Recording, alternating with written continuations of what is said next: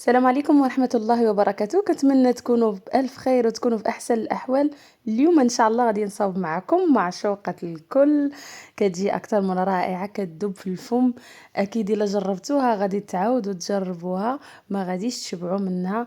كتجي خطيرة وبمقادير اللي هي بسيطة، كتجي أكثر من رائعة.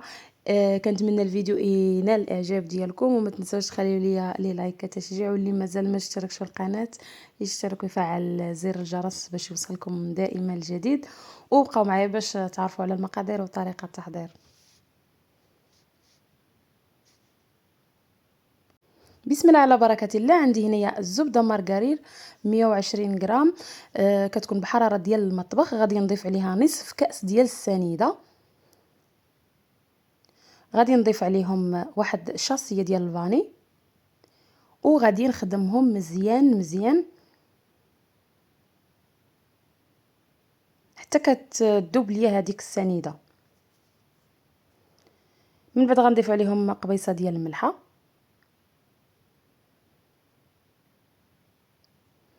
وعندي هنايا كأس ديال الزيت عامر. المقادير غادي نخليهم لكم في صندوق الوصف. كنخلطو هكا مزيان مزيان حتى كنتحصلوا على واحد الخليط كريمي هكا. من بعد غادي نضيفوا معلقه صغيره ديال القرفه، كتعطي واحد النكهه زوينه. وعندي هنايا نصف كأس ديال اللوز اللي مطحون بالقشور ديالو، ما محمر ما والو.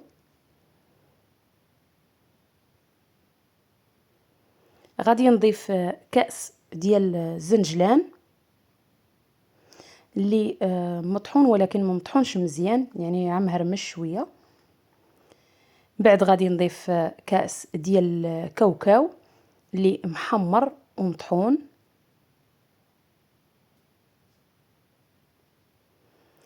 وغادي نخلط هكا من الكل مزيان حتى كينسجم الخليط ديالي.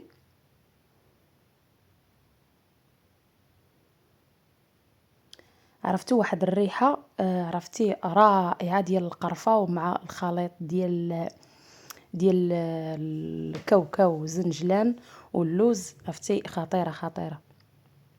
من بعد ما غادي نخلط هكا مزيان كيف ما شفتوا. دابا غادي نبدا نضيف الدقيق غير بشويه بشويه. بالنسبه للدقيق عندكم 400 غرام حتى 450 غرام ديال الدقيق، كتضيفوها غير بشويه بشويه دائما على حسب نوعيه ديال الدقيق. هكا كنجمع وكنضيف الدقيق.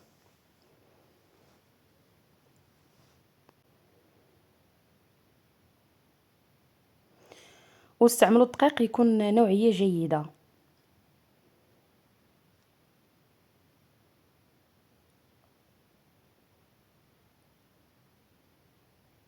بالنسبه للدقيق اللي استعملت انا غير نوعيه جيده، ماشي خاص بالحلويات، يعني نوعيه جيده. المهم كنبقى نجمع هكا وكنضيف كيف ما قلت لكم الدقيق. في المجموع انا هزت معايا واحد 450 غرام ديال الدقيق. كيف قلت لكم ما تضيفوهاش دفعه واحده، غير بشويه بشويه، لان عندنا حتى هاد المكسرات حتى هي كتشرب.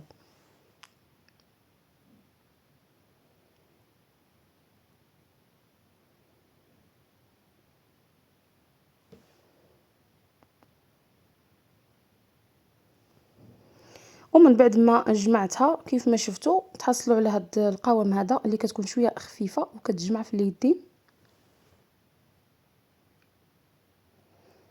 ومن بعد غادي نوجد هكا اللاطه اللي غادي ندخل الفران، نفرش ليها واحد الورق الزبده، وغادي نبدا نشكل فيها هكا كيف ما شفتوا.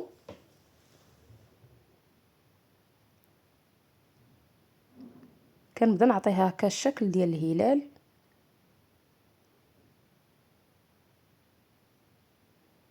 هي راه ساهله باش كتشكل لكم، غير هكا توضعوها في اللاطه هكا وكتبداو تشكلوا فيها.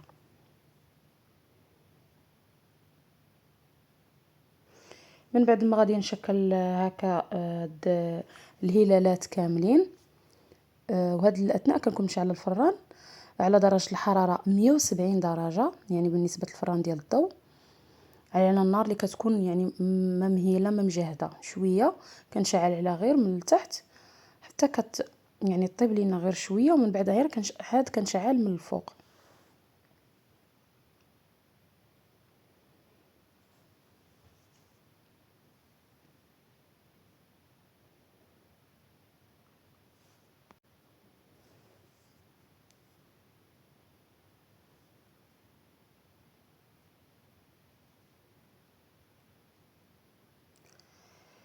من بعد ما غادي يتشكلوها هكا، يعني ما ديريهمش صغيورين بزاف، ومن الاحسن ما ديريهمش حتى كبارين. بالنسبه لانهم ما فيهمش الخميره، راهم الا تزادوا ما غاديش يتزادوا بزاف، يعني غير شويه وصافي. ومن بعد ملي غندخلهم في الفران وغيطيبوا غنتلاقاو باش تشوفوا الشكل. من بعد ما طابوا كيف ما شفتوا خليتهم حتى بردوا، وهيكم يعني تهزوها لانها غتهرس معاكم، غتخليوها حتى كتبرد تماما. عاد غادي تحيدوها من اللاطه هكا وتخليوها حتى كتبرد، عاد غادي تفندوها في السكر كلاصي هكا، حتى باش هذاك السكر كلاصي ما يذوبش معكم، كيبقى هكا زوين. من بعد ما غادي نفندها هكا يعني كامله، غير دقه دقه وبشويه بشويه، لان كيف ما قلت لكم غادي تهرس معكم وصافي. وغادي نتلاقاو باش نشوفوا الشكل النهائي ديال هاد الحلوة الهلال.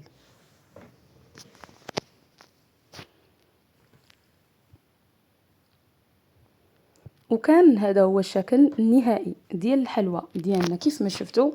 من بعد ما فندتها في السكر كلاصي كتجي رائعه خطيره، ما غاديش تشبعوا منها اكيد. الا جربتوها غادي تعاودوا تجربوها. وبالنسبه للمقادير اللي استعملت، يمكن لكم تضوبلوهم الا بغيتوا تحصلوا على كميه اكثر. نفس المقادير عينتوما ضوبلوهم. وكنتمنى الفيديو ديالي اليوم ينال الاعجاب ديالكم، وما تنساوش تشجعوني بلي لايك، واللي مازال ما اشتركش في القناه يشترك ويفعل زر الجرس باش يوصلك دائما الجديد. وكنقول لكم الى فيديو قادم ان شاء الله. السلام عليكم.